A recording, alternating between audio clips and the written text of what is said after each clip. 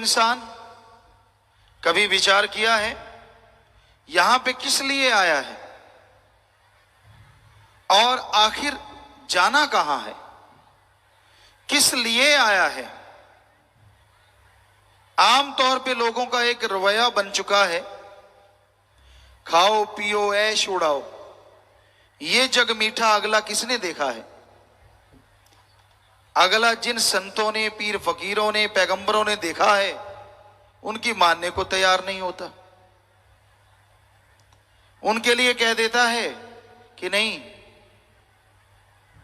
वो वैसे कहते हैं, फजूल की बात करते हैं, यूं ही कहते हैं, जबकि ऐसा नहीं है। तो भाई ये सोचो, आप किस लिए आए हैं, क्या आपका काम है और क्या कर रहे हो, ये जानना अति जरूरी है। एक बात आपको बताएं, हमारे धर्मों में इंसान को सर्वश्रेष्ठ बताया है कि सबसे श्रेष्ठ इस धरती पे अगर कोई प्राणी है तो वो है मनुष्य। हिंदू धर्म में कहा है सर्वश्रेष्ठ, अति उत्तम जून, सरदार मुखिया जून। इस्लाम धर्म में बोला गया खुद मुख्तियार जून। सिख धर्म में कहा गया सर्वश्रेष्ठ सरदार मुखिया जून। और इंग्लिश फकीर भी यही कहते हैं कि इंसान जैसा कोई दूसरा नहीं। पर सोचने वाली बात है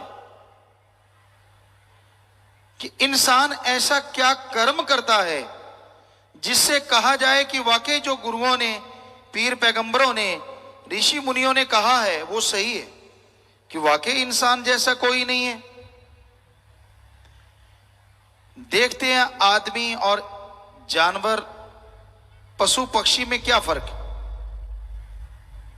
अगर निगाह मार के देखें तो पशु पक्षी भी खाते पीते हैं और जानवर भी खाता पीता है। फर्क मात्र इतना है, इंसान जब चाहे, जैसा चाहे वैसा खाने की कोशिश करता है और जानवर पक्षियों को जब मिल जाए, जैसा मिल जाए उसे खा के पेट भरने की कोशिश करते हैं। मकसद तो दोनों का एक ही है, मतलब तो दोनों का एक ही है, अपना पेट भरना, अपने लिए ताकत पैदा करना। तो घर परिवार जानवरों का घर होता है, घोंसले होते हैं पक्षियों के, उसी तरह आदमी का भी घर होता है। बाल बच्चे आदमी के, जानवर पक्षियों के भी होते हैं। फर्क क्या है? जीते जी जानवरों की मलमूत्र काम में आती है और मरने के बाद हड्डियां, चमड़ा सब काम आ जाता है। आदमी का जीते जी मलमूत्र संभालने में साइंटिस्ट लगे हुए हैं, कैसे संभालें, इतना बढ़ता जा रहा है। और मरने के बाद हड्डियां संभालने पे भी टैक्स लगता है। जाओगे वो पहले ही ले लेंगे, आजा आजा तू हमारा ग्राहक है, निकाल, कितने निकालेगा। तो हड्डियां समेटने में भी पैसा लगता है। तो इस लिहाज से देखें तो जानवर आगे हैं। पर शायद आदमी सोचे, साइंस में, विज्ञान में आदमी ने बहुत तरक्की करी है, सुख सुविधा के साधन बन गए हैं। तो साइंस ने कितनी तरक्की की है, गाड़ियां हैं, कारें हैं। क्या ऐसा पशु कर सकता है? ना जी ना, पशु नहीं कर सकता। पर आपको सुख सुविधा के साधन तो विज्ञान के नजर आ गए। पर अगर आज कहें कि आदमी बारूद के ढेर पे बैठा है, सारी दुनिया बारूद के ढेर पे बैठी है, तो गलत नहीं होगा। क्योंकि एटम, परमाणु, अणु, हाइड्रोजन जो बम बन रहे हैं, ऐसा खतरा जैसा आज आदमी को आदमी से है, क्या आदमी को पशु से हो सकता है? कभी नहीं हो सकता। सोच भी नहीं सकते पशु। तो फिर भी पशु आगे निकल गए, आदमी तो फिर पीछे रह गया। फिर धर्मों में क्यों कहा कि आदमी सर्वश्रेष्ठ है, अति उत्तम है, सरदार जून, मुखिया जून, सर्वश्रेष्ठ जून? क्यों? एक कारण है, आदमी इस मृत्युलोक में, इस घोर कलयुग में अगर चाहे तो भगवान को यहां वहां दोनों जहान में देख सकता है, जबकि पशु पक्षी चाहते हुए भी उसे नहीं देख सकते। आदमी को भगवान ने यह ताकत दी है, अगर भगवान का नाम जपे, जीते जी गम दुख दर्द चिंता बीमारियों से मुक्ति, मरने के बाद आवागमन से मुक्ति आदमी को मिल सकती है, जबकि देवी देवता को भी नहीं मिल सकती, पशु पक्षियों की तो बात छोड़ो। इसलिए आदमी को हमारे गुरुओं ने, ऋषि मुनियों ने, संत पीर पैगंबरों ने सर्वश्रेष्ठ कहा। अब आप खुद देख लो, क्या आदमी वाला काम करते हो? कभी भक्ति करते हो कि सारा दिन चुगली निंदा हथाई कर रहे हैं, इधर की उधर, उधर की इधर, इधर को उंगली लगाई लड़ दी, उधर के लगा दी? तो भाई ये कोई आदमियों वाले काम है? हमारे वेद शास्त्र, हमने सभी पवित्र ग्रंथ पढ़े, हिंदू धर्म के हमारे वेद शास्त्र, और जिनमें गीता रामायण महाभारत, चारों वेद, पांचवा वेद महाभारत को भी कहा जाता है। इसके अलावा इस्लाम धर्म की पवित्र कुरान शरीफ, कुरान मजीद, सिख धर्म की पवित्र गुरुवाणी, ईसाई धर्म की पवित्र बाइबल, कबीर जी, शेख फरीद जी, नामदेव, धन्ना भगत, रविदास, बहुत सारे संत, बौद्धिस्ट, जैनिस्ट, सभी धर्मों की वाणी पढ़ी। बिश्नोई धर्म के जांबा जी, उनकी वाणी पढ़ी, उनका गुटका पढ़ा। तो सभी धर्मों की वाणी पढ़ी। सारे धर्मों में यही कहा गया है जो हम आपको आज बताएंगे। 100% यही बात आती है कि आदमी कहलाने के हकदार तो ही हो अगर आदमी वाला काम करो, वरना शैतान से भी आप आगे हो। कई लोग आदमी सोया पड़े हैं, उनको मार दिया, किसी को तड़पा दिया, चंद नोटों के लिए किसी के बेटे को उठा लिया, भाई ने भाई को मार दिया। शैतान भी शर्मा जाता है, वो भी बच्चों पे हाथ नहीं उठाता था।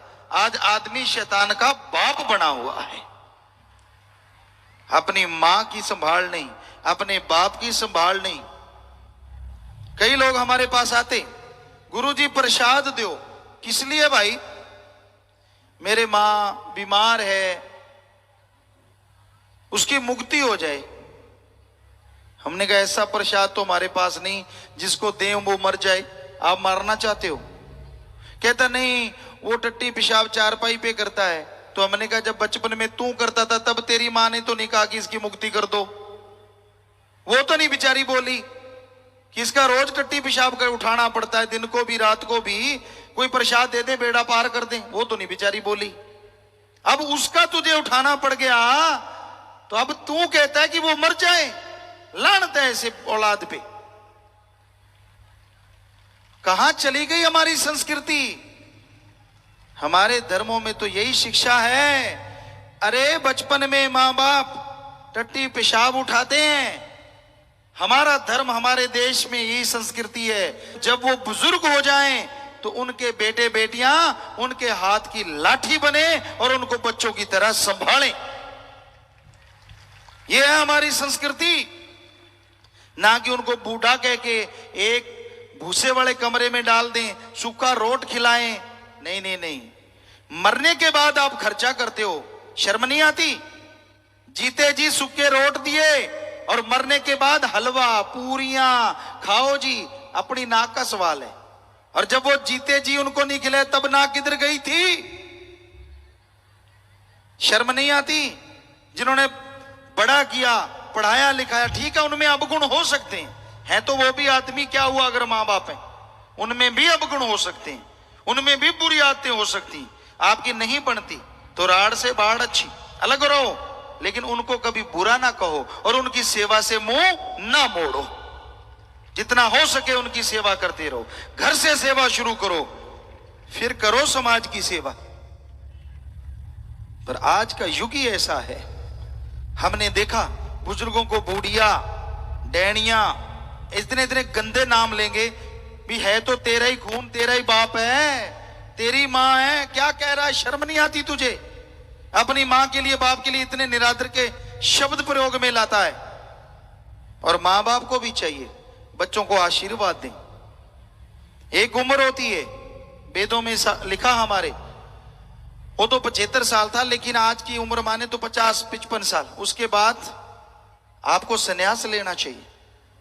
बच्चों के कंधे पे सारा बोझ डालो कारोबार का, कि बेटा मैं बैठा हूं, काम धंधा संभाल, मेरे अनुभव की जरूरत पड़े तो मेरे से पूछ ले, वरना भाई मेरे से जैसा अच्छा बुरा हुआ कर लिया, अब तू जान। और खुद करो भक्ति। पर बुजुर्ग टांग अड़ाते ही रहते, हटते नहीं। ऐसे नहीं ऐसे करो, ऐसे नहीं ऐसे करो। अरे इतनी कमजोर टांगे हुई पड़ी है, क्यों उड़ा रहा है? राम राम जप, ये लिखा हमारे धर्मों में। पर हमने देखा है नौजवानों को कम फिक्र होता है, बुजुर्ग जो जो। एक माता आई, हमने कहा बोल माता क्या चाहिए? बातें चल रही थी, संगत बैठी थी। हमने कहा शायद कोई बीमार होगी कुछ, या भगवान का नाम मांगेगी। कहती गुरुजी एक बात सुनो, हाँ मुझे पड़पोता चाहिए। तेरी आगे बेटों ने पोतों ने रंग लगा दिया। कहती नहीं रंग तो नहीं लगाया, फिर भी दिल करे। अरे भगवान को पाने का दिल क्यों नहीं करता? आगे से आगे फंसते जा रहे हैं, फंसते जा रहे हैं। तो कहने का मतलब दोनों पीढ़ियों को समझना चाहिए। हमारी संस्कृति को बुजुर्ग आशीर्वाद देते हैं, और एक उम्र आती है उसके बाद सन्यास लेके बच्चों के कंधों पे बोझ डाल देते। तू जान भाई, तेरा काम जाने, मैं तो राम नाम जपूंगा। तो दोनों पीढ़ियों में कमी है, नौजवानों में भी बुजुर्गों में भी। दोनों को ही हम कह रहे हैं समझो अपने अपने कर्तव्य को, समझो अपने अपने फर्ज को, और उसके अनुसार चलो। ये कहता है हमारा धर्म, ये कहते हैं हमारे विधि विधान जो बनाए गए हमारे पूर्वजों के द्वारा। ये ना सोचे मैं किस काम को हूं आया, किस लिए जन्म दुर्लभ है पाया, संत रहे बता तेरा काम है क्या। तो जैसा आपको शुरू में बताया, इंसान को यह सोचने की फुर्सत ही नहीं है, समझ ही नहीं है कि मैं आया किस लिए हूं, कर क्या रहा हूं। संत बताते हैं, संत समझाते हैं कि आप किस लिए आए। हमारे धर्मों में हिंदू, मुस्लिम, सिख, ईसाई, बौद्ध, जैनी, सभी धर्मों में बहुत सारी बातें एक जैसी हैं। 99% कहें तो सही होगा। यह कहा जाता है कि आपका सबसे पहला कर्तव्य है प्रभु का नाम जपना, भगवान की प्राप्ति करना। और दूसरा जो कर्तव्य है वो है इस धरती पे रह के कर्म जोगी बनना, यानी अच्छे कर्म करके अपने कर्तव्यों का निर्वाह करना। जो भी आपका फर्ज है, जो भी आपकी ड्यूटी है, सही तरीके से उसका निर्वाह करें। ठगी, बेईमानी, भ्रष्टाचार, लूट खसूट, किसी का हक मार के खाना, ये हमारे सारे धर्मों में मना है। झूठ बोल के लोगों को बुद्धू बनाना, बिना वजह बहसबाजी करना, नशे करना, ये सब बर्बादी का घर है। आप देख लो, अच्छे भले मानस होते हैं, अच्छे बड़े घर होते हैं, जब नशा घर में बढ़ जाता है तो बर्बादी ही बर्बादी हो जाती है। हर धर्म में लिखा है कि भाई नशा ना करो, नशे बर्बादी का घर है। हमारे देश में किसी नशे के लिए किसी भी धर्म में कोई जगह नहीं है। कई लोग कहते हैं गुरुजी नशा बंद नहीं होता, ठेके खुल जाते हैं। आप पीना बंद कर दो, देखते हैं ठेके पशुओं के लिए खुलते हैं क्या? कर दो बंद, फिर देखते हैं कैसे खुलेंगे ठेके, जब कोई जाएगा ही नहीं लेने। तो आप पीते हो, आप नशे करते हो, तभी ये खुलते हैं भाई। पशुओं के लिए तो कोई ठेका खुलता नहीं। तो इसलिए आपको जागना होगा, समाज को जागना होगा, नशों को त्यागना होगा। नशे बर्बादी का घर हैं, कभी किसी को खुशहाल नहीं बनाते। हमारे देश में तंबाकू के नशे से जितना कुछ बनता है, अफीम की खेती से, उसमें 1 मिनट में मरने वाले 2 लोग हैं। यानी जैसे आप घड़ी देख लो, 1 मिनट हो गया, अपने देश में इन नशों से 2 लोग मर जाते हैं 1 मिनट में। इतना बर्बादी हो रही है। ये डॉक्टरों का रिसर्च है, हमें दिया गया, लिख के बताया। तो भाई ये बड़ी दुखद पहलू है। हमारा देश धार्मिक देश कहलाता है और इस धार्मिक देश में सबसे ज्यादा लोग जो मर रहे हैं वो अधर्म का कर्म करके, यानी नशे करके। धर्म कहता है नशा करो, धर्म नशा करने से रोकता नहीं। नशा करो और डट के करो, पर राम नाम का करो, अल्लाह की इबादत का करो, वाहिगुरु की याद का करो, भगवान की भक्ति का करो, करो जितना मर्जी। फर्क क्या है दोनों नशों में? अब दुनिया के नशे जितने करोगे, शरीर बर्बाद, तन बर्बाद, मन बर्बाद, आत्मा बर्बाद, परिवार बर्बाद, घर बर्बाद और कुल का नाश। और राम नाम का नशा करोगे, समाज में इज्जत, शरीर तंदुरुस्त, अंदर सुरूर, चेहरे पे नूर और कुलों का उद्धार हो जाएगा। जमीन आसमान क्या, कहीं भी मुकाबला नहीं। इतने जबरदस्त है राम नाम, अल्लाह मालिक की भक्ति इबादत का नशा। करो तो सही। लोग पूछते फिरेंगे क्या खाते हो, इतनी खुशी कैसे? आजकल खुशी लाने के लिए क्लब बने हैं बड़े बड़े महानगरों में, और वहां पैसा लेते हैं और हा हा ही हु हु। अब आपके सामने कोई हा हा करेगा तो आपको भी हा तो हो गई, पर ऊपर से हा होने से अंदर के गम नहीं मिटा करते। और जब अंदर खुशी होती है, चेहरे पे जबरदस्ती खुशी आ जाती है, रुकती ही नहीं। चेहरा नूर से मालो माल हो जाता है और नूरो नूर हो जाता है। तो धर्मों ने तो हमें अंदर की खुशी लाने के लिए तरीके बताए हैं। सुमन करो, मेहनत करो, कर्म करो, बाकी भगवान पे छोड़ो, वो जाने उसका काम जाने। कर्म जोगी और ज्ञान जोगी बन जाओ। अच्छे कर्म करो, इसका ज्ञान हो। और सिर्फ ज्ञान लेके घूम रहे हो, कोई फायदा नहीं अगर कर्म नहीं करते। बहुत लोग होते हैं पढ़ते रहते पढ़ते रहते पढ़ते रहते। हमारे धर्मों में लिखा है, पढ़ पढ़ के चाहे ट्रक भर लो, बड़े बड़े हाल कमरे भर लो किताबों से, पढ़ते गए और अमल के नाम पे जीरो। छोटा सा उदाहरण आपको दें, घर में घी है, दूध है, छाछ है, बादाम है, मक्खन है, सब ताकत की चीजें हैं। पर खाओ ना, सुबह शाम धोख मारते रहो तो ताकत आ जाएगी क्या? नहीं आएगी, नहीं आएगी ताकत। तो उसी तरह जब तक राम नाम जपोगे नहीं, चेहरे पे नूर कैसे आएगा और अंदर सुरूर कैसे आएगा? जाप करना पड़ेगा भाई। राम नाम ले लिया, अलमीरा में ताला लगा के रख दिया। कभी कभी खोलते हैं जब दर्द होता है। बच्चे तब खोलते हैं जब पेपर आते हैं। भगवान जी अब तो रात को दिखा दे, सुबह जाके कर आऊंगा। पूरा पेपर ही दिखा दे रात को, कहता फिर तेरे गुण गाऊंगा। और जैसे पेपर निकल गए फिर वही बात, कौन सा भगवान और कैसा भगवान। ऐसे कोई बीमार हो जाए, किसी का बच्चा बीमार हो जाए, तब कहता भगवान तेरी काली पीली नीली गऊ। और जैसे बच्चा ठीक हो गया, फिर से खागड़ बन के जोर जोर से आवाजें निकालता रहता है। तो भाई ये सही नहीं है। भगवान को लगातार याद करो, सुबह शाम। जैसे जरूरी है ना रोटी खाना, भोजन करना, वैसे समझो भगवान का नाम लेना भी जरूरी है।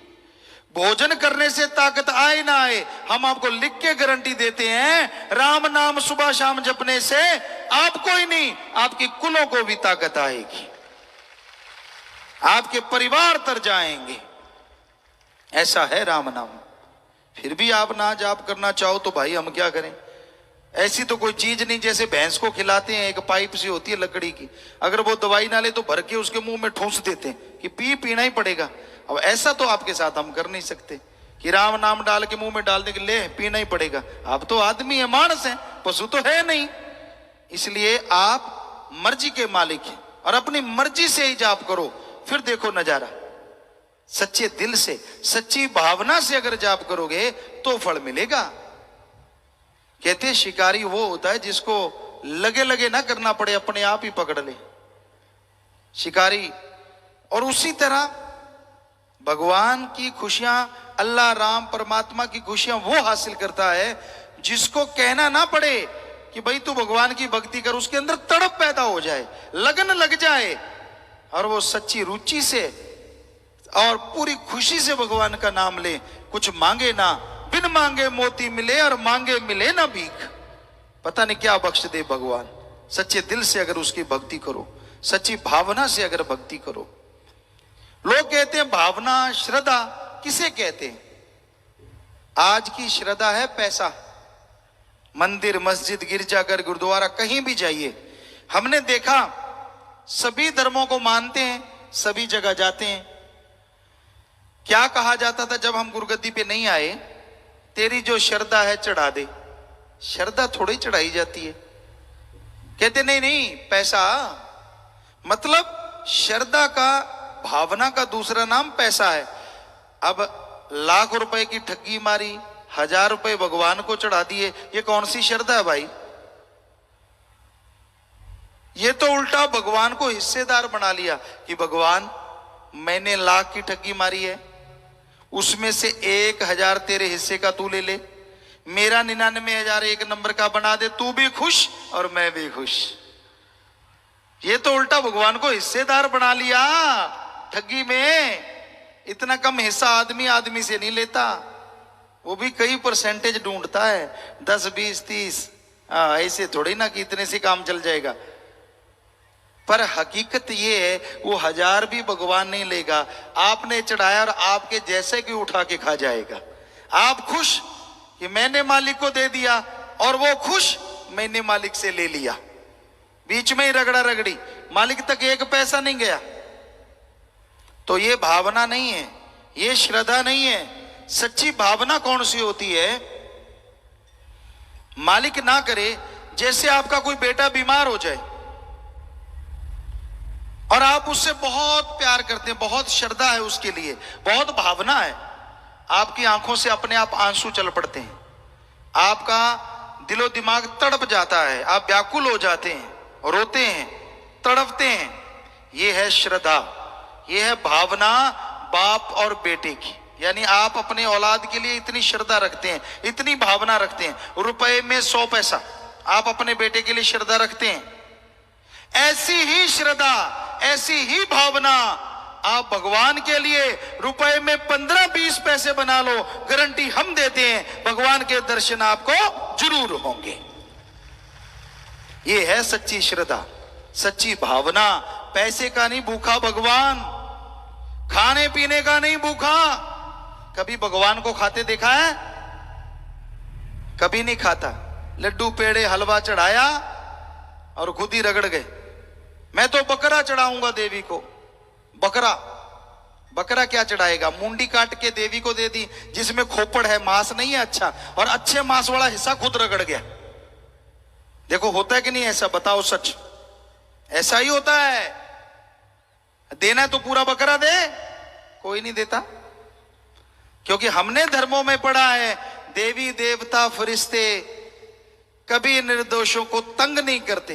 तो बेचारे बकरे छतरों ने तो किसी का बुरा नहीं किया होता, वो तो निर्दोष हो गए, वो तो निर्दोषों का साथ देते हैं देवी देवता। तो ये आपका ही बनाया हुआ प्रोग्राम है कि उसको ये दे के खुश कर लेंगे, क्योंकि खुद खाना है उसके नाम पे। वो नहीं किसी को मारते, वो नहीं कहते कि मुझे बकरा दे, छतरा दे, ये दे। हमने पढ़ा है देवी देवते निर्दोषों का साथ देते हैं और जालिमों का खात्मा करते हैं। ये उनका नाम होता है, देवी देवता फरिश्ते। तो इसलिए भाई ध्यान रखो, देवी देवता के नाम पे किसी जीव को मारो ना, ये सही नहीं है। रूहानियत के हिसाब से, वेद शास्त्रों के अनुसार ये सही नहीं है। वो खुश होता है जो भावना हमने आपको बताई, श्रद्धा जो आपको बताई। ऐसी तड़फ, ऐसी व्याकुलता अंदर पैदा कर लो, ऐसे शुद्ध विचार अंदर पैदा कर लो, ताकि वो भगवान आपको दर्शन दे। अल्लाह राम मालिक की कृपा दृष्टि रहमो करम आप पे मूसलाधार बरसे और आपके गम दुख दर्द चिंताएं पल में खत्म होती चली जाएं। आगे आया जी कि आदमी को आदमी वाला कर्म करना चाहिए। पता नहीं कितने चक्कर लगा के, कभी पक्षी पशु, कभी मछली बना, कभी सुअर खच्चर, पता नहीं कितने शरीरों में से होके मनुष्य शरीर का ये आत्मा को शरीर मिला है। तो इसलिए हे भाइयों, हे बहनों, हे बुजुर्गों, हे बच्चों, उस मालिक का नाम जपा करो, भक्ति करना ना छोड़ो, उससे आपको 100% लाभ होगा, तन मन धन में, घर परिवार में, और आत्मिक तौर पे, सामाजिक तौर पे आपकी खुशियां बढ़ती जाएंगी। ये हकीकत है। ये जन्म मिला प्रभु मिलने की बार, रहा खाने सोने में यूं ही गुजार, कुछ कर ले विचार क्यों बनता गंवार। दिन रात खाने पीने में मस्त ना हो जाएं, बल्कि समय निकाल के मालिक का नाम जपा करें। सुबह रफा हाजिर जाते हो, फ्रेश होने के बाद मालिक की याद में आधा घंटा दे दो, क्या जाएगा आपका? वैसे भी तो टाइम लगाते हो, गपशप मारने लगो 2-3 घंटे का नहीं पता चलता, चुगली निंदा करने लगते हो पता नहीं लगता कितना टाइम चला गया। तो ये तो आपने अपने लिए, बच्चों के लिए, पीढ़ियों के लिए, औलाद के लिए टाइम देना है। तो इसलिए कम से कम आधा घंटा या घंटा सुबह और ऐसे शाम को आप नियम बना लो, टाइम फिक्स कर लो, इस टाइम पे जाप करना ही करना है तो कर लोगे। अगर वैसे कहते रहे तो मुश्किल है भाई। एक सज्जन ने चिट्ठी डाली, कहता गुरुजी मैंने सोचा मैं भक्ति किया करूंगा, मन को कहा कि मन मैं भक्ति करूंगा, तू रोक के दिखा। मन कहता कर ले भक्ति, मुझे क्या। कहने लगा रात को रोटी कम खाऊंगा, आधी रोटी कम खाऊंगा ताकि सुबह जल्दी जाग जाऊं, और रात को रोटी खाने लगा। कहता सब्जी इतनी स्वाद लगी पहले कभी लगी नहीं थी, आधी कम खानी थी, एक ज्यादा ठोक गया, सुबह उठा ही नहीं गया। उठे कहां से, आड़ से आ गया। अगले दिन कहता नहीं आज लड़ेंगे अपा, चलो रोटी जैसे तैसे कंट्रोल किया, थोड़ी खाई, सुबह जाग भी आ गई। 4 बजने में 5 मिनट रह रहे थे। मन कहता वो पागल 5 मिनट तो और सो ले, 4 बजे जाप करना है ना, अभी 5 मिनट पड़े। कहता ऐसा सोया 7 बजे उठा। सो ये अगर टाइम फिक्स करके भक्ति नहीं करोगे तो मन तो ऐसे ही रगड़ता है। हिंदू सिख धर्म में मन कहते हैं जो दिमाग को नेगेटिव विचार देता है, बुरे ख्याल। इस्लाम धर्म में कहते हैं नफस, तो ये बुरे ख्याल देता है। इससे लड़ने के लिए चलते, काम धंधा करते, लेट के, बैठ के आप सुमन करेंगे तो मन रुक सकता है, वरना मन नहीं रुकता। हंकार देगा, खुद ही में डुबोए रखेगा, मुझे ये क्यों नहीं, मुझे वो क्यों नहीं, मुझे फला क्यों नहीं, पता नहीं क्या क्या मन की रील चढ़ी रहती है। एक उतर जाती है दूसरी तैयार, दूसरी उतर गई तीसरी तैयार, गलती गलत, बुरे बुरे, खोटे खोटे विचार देता है। इसलिए मन से लड़ना कलयुग में सच्ची भक्ति है। और मन से लड़ने के लिए राम नाम के जाप के बिना कोई दवा नहीं है। राम नाम का जाप करना होगा तभी मन रुकेगा, वरना मन तो भाई सबसे चंचल है। सूर्य का प्रकाश की गति बड़ी तेज है, हवा भी तेज है, लेकिन मन की गति इन सब से तेज है। पर मन की गति से अगर कोई तेज गति है तो वो आत्मा की गति है। उसकी स्पीड मन से कई गुना ज्यादा है, हजारों लाखों गुना ज्यादा। पर वो चुप हुई बैठी है। जब उसे हनुमान जी की तरह याद दिलाओगे राम नाम के द्वारा कि तेरी गति इतनी है, तो वो दौड़ेगी और मन पानी भरेगा, मन चुप हो जाएगा और भलाई नेकी में आप आगे बढ़ते जाएंगे। तो उसके लिए सुमरन करना ही होगा, भक्ति करनी ही होगी। नाम जपने से जो जीव घबराते हैं सीधे नरक 84 में पड़ जाते हैं। बंदे नाम दया बचकाल से जा। पता नहीं लोग राम नाम जपने से क्यों डरते हैं। हमें कई लोग कहते हैं गुरुजी टाइम नहीं होता, खाने का टाइम, पीने का टाइम, पहनने का टाइम, काम धंधा करने का टाइम। अरे राम नाम में कौन सा हल जोतना है, जीबा से जाप करना है, जीबा मुंह के अंदर है, वो वैसे भी हिलती रहती है, राम नाम में हिला लो। बताओ इसमें टाइम अलग से निकालने की क्या जरूरत है। हाँ, अगर आप नूरी स्वरूप के चाहवान हैं, आप चाहते हैं कि मालिक को नूरी स्वरूप में देखें, उसकी वो परमानंद की प्राप्ति झलक पा जाएं, तो उसके लिए जरूर आप टाइम दें। पर वो आप घंटा सुबह शाम 22 घंटे फिर भी आपके लिए बकाया है। पता नहीं वजह क्या है, क्यों नहीं आदमी राम का नाम लेना चाहता। और इसकी वजह एक ही है, कलयुग, काल का जोर, शैतान की ताकत का बोलबाला। किसी की टांग खिंचाई करनी हो टाइम है, चुगली निंदा करनी हो टाइम है, चुगली निंदा की बात माता बहनों को कहा जाता था कि बहुत करते हैं, लेकिन आजकल भाई कहते हम भी किसी से कम नहीं, मुकाबला नेक टू नेक बराबर का है। एक बार हम स्कूल में गए, कॉलेज में गए, वहां बच्चे कहने लगे पिताजी हमसे कोई बुरी चीज छुड़वा दो, एक बुरी आदत छुड़वा दो। हमने कहा पक्का छोड़ोगे? कहते हाँ। हमने कहा बेटा ठीक है, चुगली निंदा छोड़ दो। तो एक छोटा सा बच्चा रोने लगा। हमने कहा बेटा तू रो क्यों रहा है? ध्यान से सुनिए। कहने लगा पिताजी गुरुजी अगर हम चुगली निंदा छोड़ देंगे तो करेंगे क्या? आप भी सोच के देखो, आप जो बातचीत करते हो उसमें से चुगली निंदा निकाल दो, आप कौन कौन सी बातें करते हो? फला बुरा, फला ऐसा, फला ऐसा, वो ऐसा है, उसका तो बेड़ा गर्क हुआ पड़ा है। अरे तुझे क्या, तुझे मजा आ रहा है क्या? ना जी, लगे रहते हैं एक दूसरे के। अरे इसी टाइम को अगर राम नाम में लगा दो तो आपके आने वाली पीढ़ियों का भी भला हो जाए और आपके शरीर को भी तंदुरुस्ती मिल जाए। पर ऐसा घोर कलयुग आया है, राम नाम जपने के लिए बड़ा जोर देना पड़ता है, जाप ही नहीं करते। मुझे नींद आ गई जी, मुझे काम बहुत है जी, ये सब बहानेबाजी है। कई बिल्कुल खाली होते हैं, वो नहीं जपना चाहते। हम कह दें भाई आधा घंटा जपना ही पड़ेगा, घंटा जपना ही पड़ेगा, उनको आफत आ जाती हो, आधा घंटा भगवान को देना पड़ेगा, कोई काम नहीं होता इसके अलावा। जब जिंदगी राम नाम के लिए लगा दी तो जपो, जाप करो राम का नाम। पर ना जी, उनको भी बड़ी मुश्किलें आती हैं। तो कहने का मतलब ये कलयुग का प्रभाव है। ऐसा भयानक समय आया है, आदमी घंटा सुबह शाम मालिक का नाम जपना ऐसा समझता है जैसे कोई बोझ उठाना। साईं मस्ताना जी महाराज के समय की आपको एक बात सुनाते हैं। एक दिहाड़ी मजदूर था, मजदूरी कर रहा था। मस्ताना जी महाराज कहने लगे भाई क्या पैसे लेता है? कहता जी 1 रुपया लेता हूं सारे दिन का। क्या उठाता है?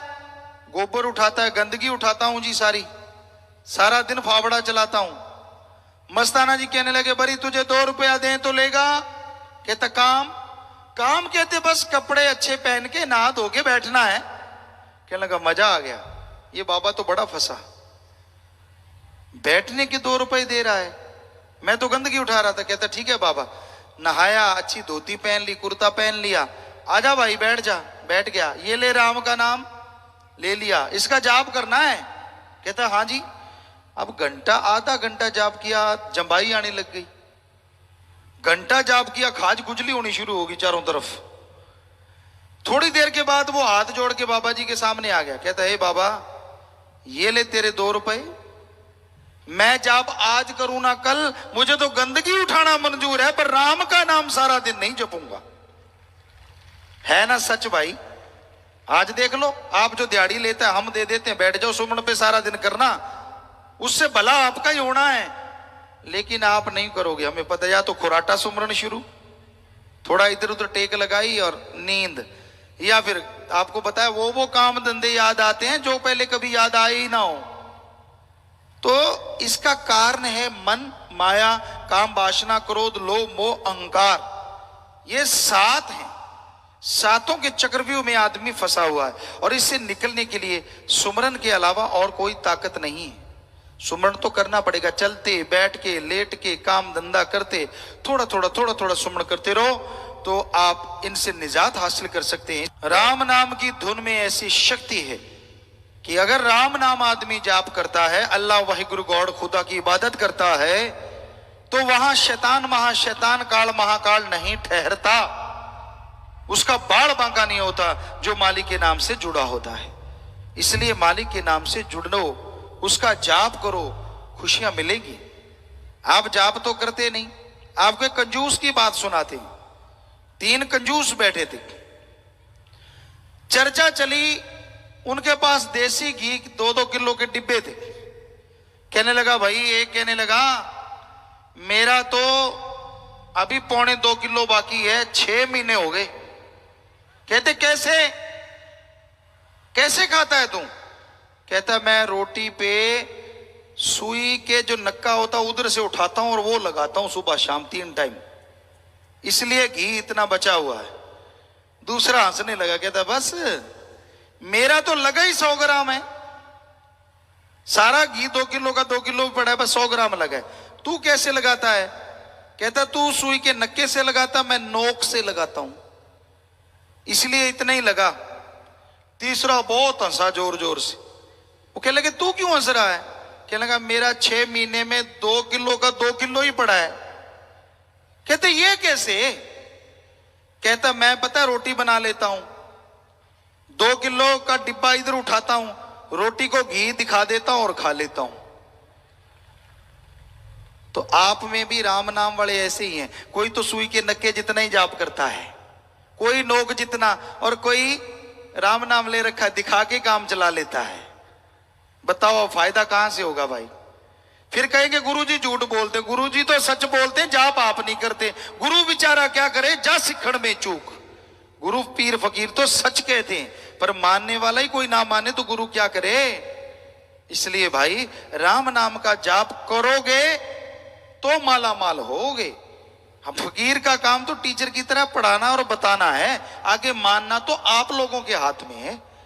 जाप करोगे तो खुशियां मिलेंगी भाई, अगर करते नहीं तो कर्म कैसे कटेंगे? भोगने पड़ेंगे ही पड़ेंगे। फिर कहते राम नाम वाले को दुख क्यों आया? क्योंकि तूने राम नाम नहीं जपा, भक्ति नहीं की, इसलिए तेरे कर्म नहीं कटे भाई। दूसरों से कम आएगा, ये सच है। जिसने राम नाम से जुड़ गया, फकीर की निगाह में आगे राम नाम में बैठ गया, उसका फर्क तो पड़ेगा ही पड़ेगा। लेकिन सुमन करने से पहाड़ से कंकर बन जाता है, सूली से सूल में बदल जाता है।